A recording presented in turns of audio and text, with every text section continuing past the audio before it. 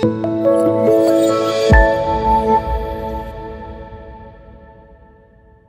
morning, boys and girls. Welcome back to our study in the book of Daniel. Daniel chapter 6 is where we're at today.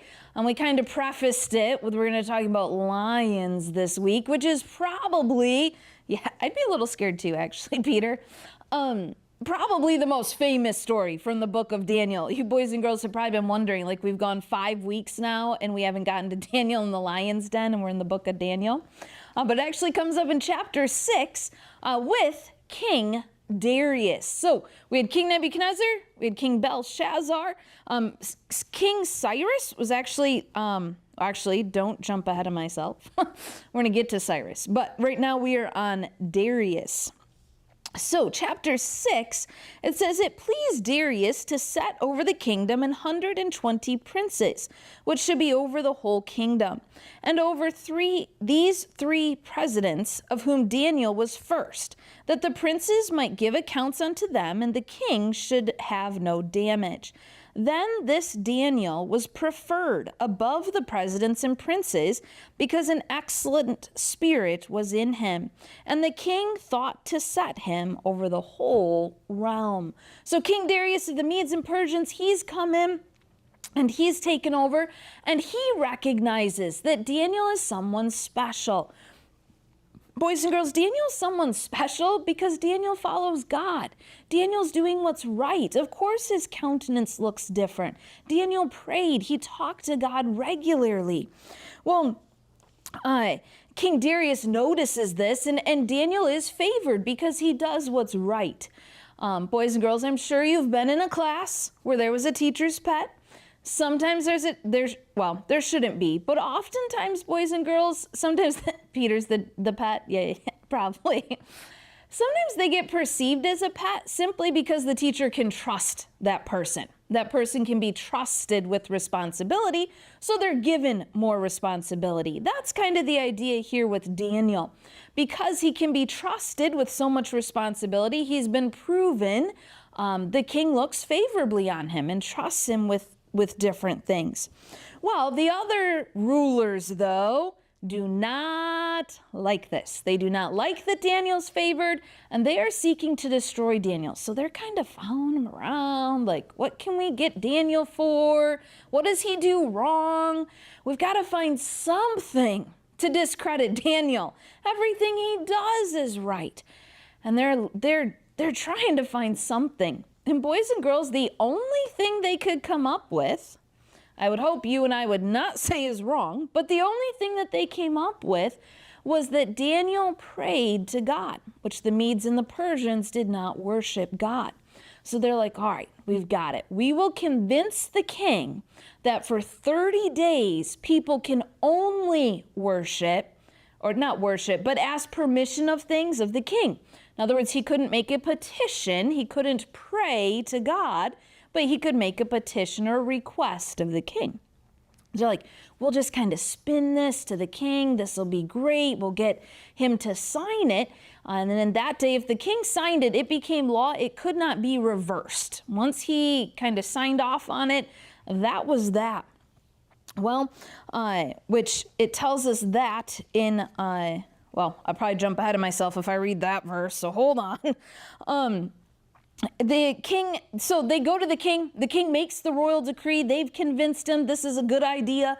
He makes the decree, and then all the other rulers have to do is watch. Because they know Daniel's gonna pray, because Daniel always prays. Well, boys and girls, Daniel could probably just, hide in a closet, right, Peter, and pray there, because God hears us wherever we are. Which is true, boys and girls, God does. But does God want us to be ashamed of him or to hide the fact that we have a relationship with him? No, he doesn't. Well, Daniel is faced with the choice. What is he going to do? Verse 10, now when Daniel knew that the writing was signed, he went into his house, and his windows being open in his chamber toward Jerusalem, he kneeled upon his knees 3 times a day and prayed and gave thanks before his God as he did aforetime. Boys and girls, he carried on life like he had before. He wasn't being obnoxious, flaunting it, like I'm going to do whatever I want and I'm above the law. That was not his attitude. He came in and he did what he did before. He didn't let what these people were trying to do as they planned against him, he didn't let that change who he was or what he did. Daniel was the same man before and after this law was written. And he does it 3 times a day, boys and girls. He's not getting up super early so he can do it before anybody else sees. He's not doing it late at night so nobody can see. He does it just like he did it before. Prays 3 times a day. Well, the men see him, they catch him, they know he's going to do it. Yeah, exactly, Peter. They point it out. They go back to King Darius, and it's kind of like it just hits King Darius then. Like, what did I do? Why did I do that?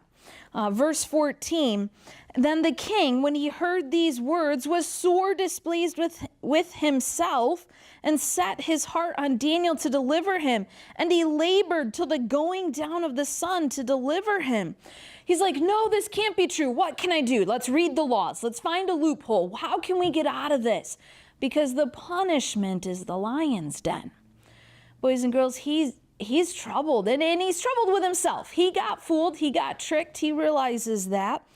But boys and girls, he can't find a loophole. He can't find a way out of it. Daniel has to be thrown into the lion's den. So they go, they get Daniel, they throw him into the lion's den. Boys and girls, these lions weren't like just fed lunch and then Daniel's going to be the snack. These lions would have been pretty hungry, waiting for a prisoner to be sent down to him. They cast Daniel into the lion's den. Verse 17 tells us they put a stone over top of it, so he's not just going to be able to climb out on his own. He is going to be stuck in the den. Well, the king worries pretty much all night long. He fasts, he doesn't eat, he's worrying, he's concerned. Daniel's down in the lion's den. And boys and girls, God didn't forget about Daniel. Just like he hasn't up until now, God still hasn't forgotten about Daniel. It says in verse 20, so we'll jump to the next morning.